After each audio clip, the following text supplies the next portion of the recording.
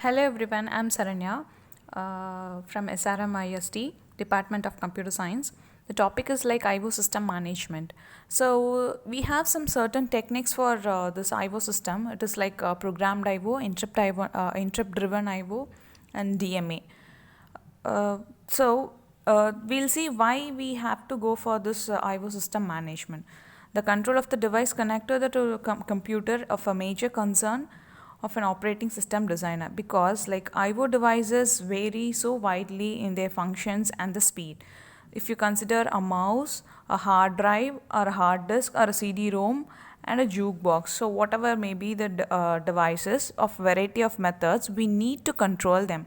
These methods forms an IO subsystem from the kernel, which separates the rest of the kernel from the complexity of managing IO devices. And also we have to consider when IO devices technology exhibits two conflicting trends. That is, one is like by increasing the standardization of the software and the hardware interfaces, and also we have a challenge is met by a combination of hardware and software techniques. So it is like managing these two systems parallelly and getting a proper output is very difficult. So the basic of IO hardware elements such as ports, bus, and device controller accommodate wide varieties of IO devices. So to encapsulate these details, we have different devices, like a kernel of operating system is structured to use the device driven modules. So it is like if you say like device driven modules, it is a present uniform device interface of IO system. It must be using some system call to provide a standard interface between the application and the operating system. So this is one of the notable point. And next, if you go for this IO hardware, which is like managing these IO inputs. So it is like IO devices, we need only few concepts to understand how the devices are attached and how the software can control this hardware. So this is the main theme we should understand before learning about this IO techniques.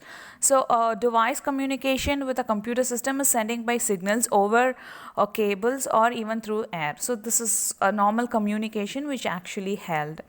And the device communicate with the machine via connection of a port. For example, like a serial port, if one or more devices uses a common set of wires, a connection call which is called a bus.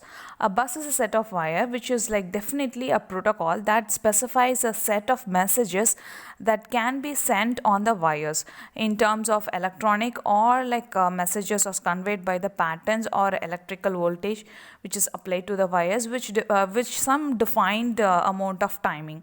So when these devices has a cable that is plugged into some other devices which is capable of finding out the port and some arrangements, we will say. So all these if you go deeply, we'll talk about this daisy chain or PCI buses, or like expansion buses. We have so many things. So talking about this IO devices, we must understand what is meant by a controller.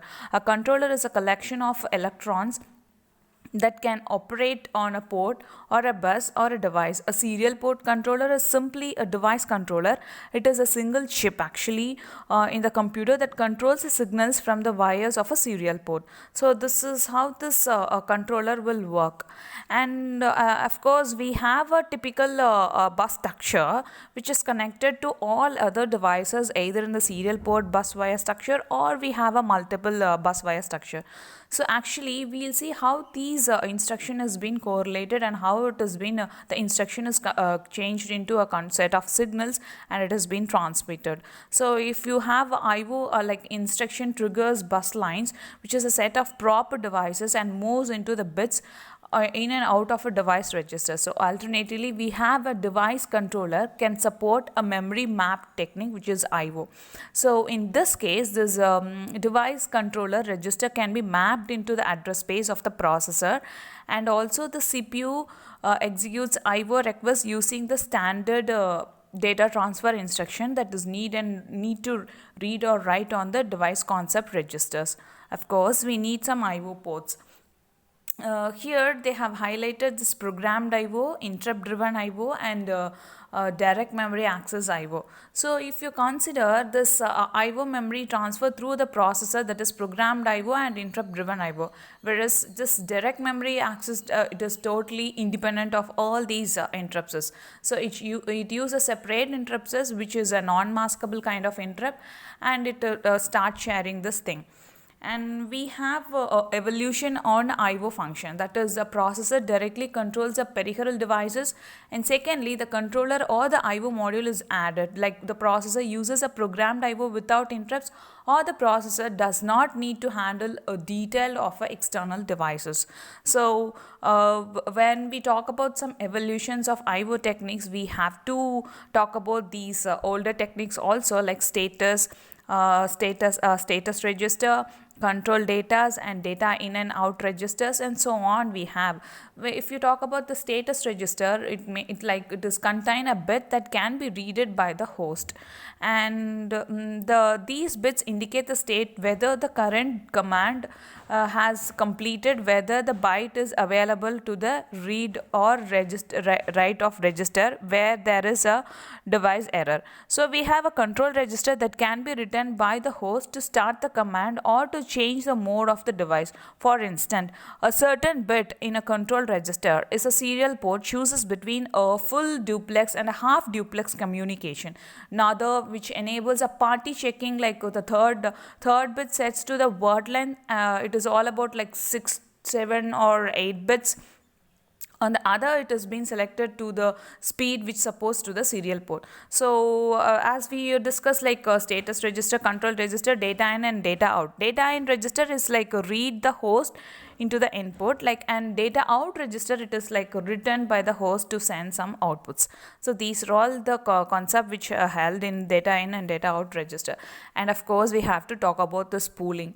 We have a technique called pooling, which is an example for the host to write the output through the port concurrently, like a controller can make a handshaking signal between these hosts. So the technique, it is like a host repeatedly reads a busy bit until it becomes the bit becomes clear. Then also this host set to write bit command or a command register and make the controller to write into the register, and also it stores into the memory. So this polling is all about like handshaking signal whether the current bit is in a busy state or not. So of course we have to talk about this busy waiting state also, which is like you can say this busy waiting state which comes under this controller of IO, which is like an interrupt. So busy waiting is almost like polling technique what we have discussed. And the next thing is like interrupts.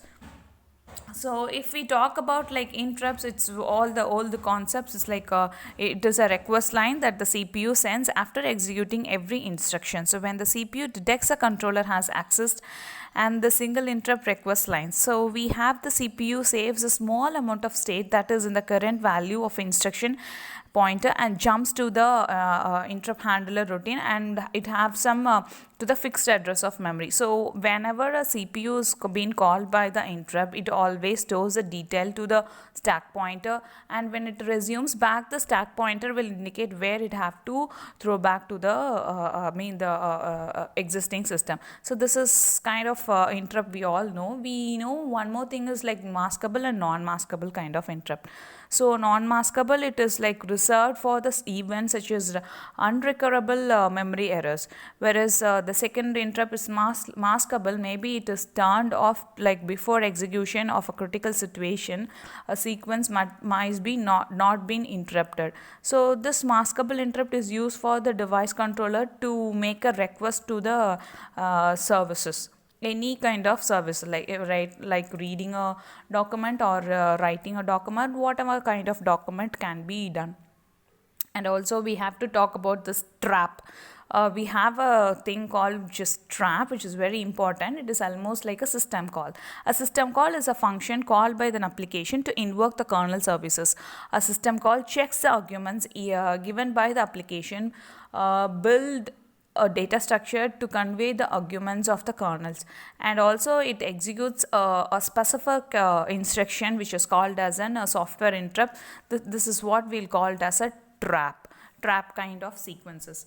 And of course we have to talk about this DMA, which is very important. This DMA, if you see this DMA, we have a processor delegates of an IO operation to a DMA model, and the DMA model transfer the data directly to the to or from the memory. And also we have to complete the DMA model, send an interrupt signal to the processor. This is how the 3 steps they have clearly explained how this DMA model works actually. And right to that we have a small diagram which represents the data count, data register, address register, and control logic. So all these 4 components, which is very mandatory for explaining about this DMA concepts. And more clearly, if we talk about DMA, why we are going for this DMA is for a device that does not have the large transfer, such as this which has a large transfer. It may be wasteful to use expensive general purpose process which starting from the bits to feed from the register and the processor term to the programmed IO. So many computer avoid burdening the main CPU with this performing a small program function by overloading the purpose. So that is why we have been migrated for this DMA controller. To initiate a DMA transfer, a host write a DMA command block into the memory.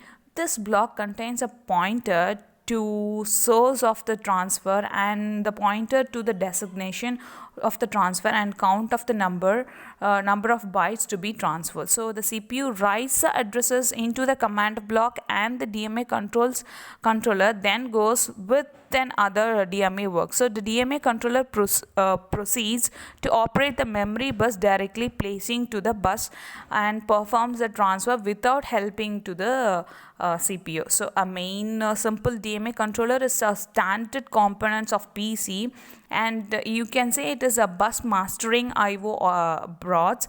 It is like a PC usually contains their own high speed of DMA hardware. Generally, whenever a DMA is invoked, it sends a high speed of signals or high speed of networking only for the DMA path, and the other stuffs will be remained same. Once when the DMA is completed, when the other stuffs will be it is like a cycle stealing concept. So the other cycles will be remain fetching, and it backs to the control. So this is all about this DMA functioning. Thank you.